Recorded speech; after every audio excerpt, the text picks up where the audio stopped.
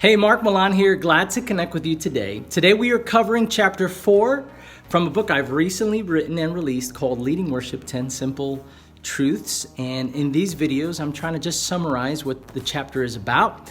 And perhaps you can use it as a conversation starter with your team or those you lead. Chapter 4 is called Our Creative Crisis. I put our creative crisis because it's something that I still struggle with and something that I've had to process over the years.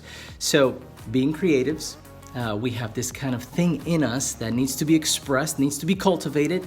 That's what makes us who we are as artists. But being a worship leader is a particular responsibility and role in the local church. So, chapter 4, Our Creative Crisis. Here's the verse that kicks off the chapter.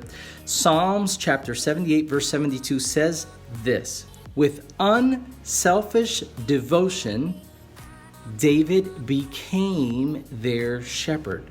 With skill, he guided them." We're going to come back to that in a second. When I was a recording artist, I had the opportunity and time and margin to be creative, to write songs, to write lyrics and melodies, to work with songwriters and producers. And we would spend time just in that creative process. There's something very liberating and very freeing about being an artist.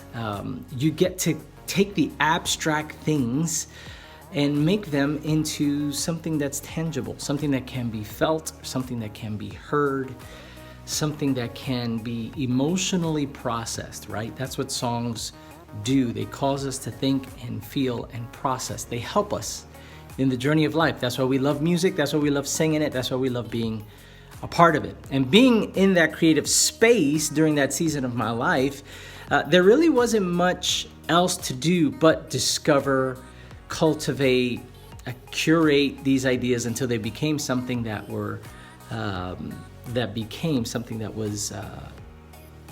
repeatable, something that could be shared through melody and song. When I became a worship leader, I discovered the tension of being an artist and now being a worship leader. I do think that they're distinctly different, but I believe that they can coexist. But it's understanding why, it's understanding the purpose. So Our Creative Crisis is kind of the chapter that I take time to discuss what's a reality that we face, which is we need to be expressive creatively.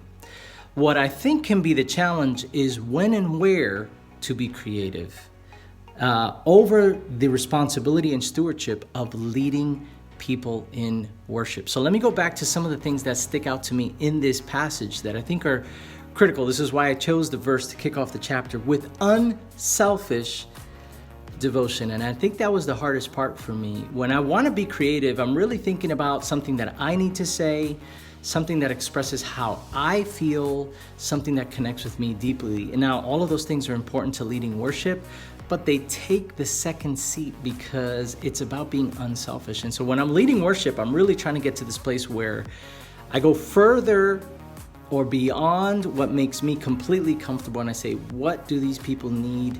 And how can I help them and serve them with unselfish devotion? And then I love how it says this: David became their shepherd. In other words, there was a process to him becoming a shepherd. Shepherding is about caring for people. It's about really putting the needs of others before myself.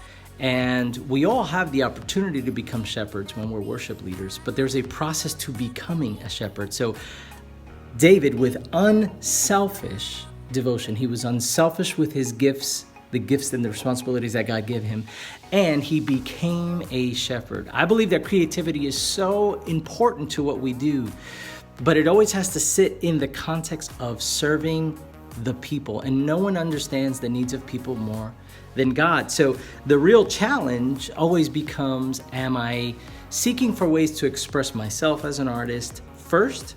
Or am I using my gifts as an artist to ask God how He would love to express His heart to people in worship? And whenever people gather to worship, really the worship leader is the servant. It's kind of like being a waiter in a restaurant. You know, you want the people go there to spend time with each other, and to enjoy a meal together. And the waiter or the waitress is there to just serve those needs. And a lot of times I see worship leading in the same context. The people of God come to the house of God to connect with God, and I'm there just to kind of facilitate that meeting. And so my creativity, I want to use to make that encounter special, to make that encounter clear, to make that encounter unique. It's not about me being creative, but rather how can I use my creativity to help that encounter? So here's a couple of questions that close this chapter. Where do you get fresh ideas for leading worship? There was a time where they had all these shows coming out, American Idol, the X Factor, and they had all these creative expressions of song, and it really began to influence the teams that I was on. And there's nothing wrong with that, but I think we're talking about two different purposes and two different audiences in that context. Leading worship in a service is much more different than producing a competition. And so where do we get fresh ideas? So I want to encourage you, where are you getting your ideas to lead worship? How is that influencing your creativity? When people leave your worship service, what do they hope impacts them the most? This was one that convicted me.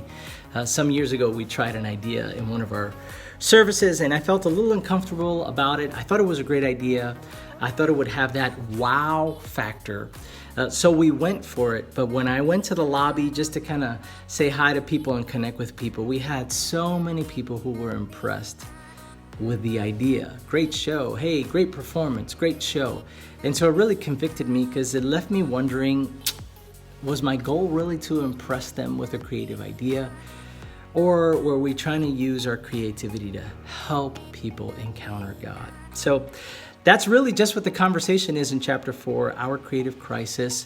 In the book I've written, Leading Worship, I hope it kind of spawns a little bit of conversation and thought for you and your teams. From my heart to yours, till next time, see you then.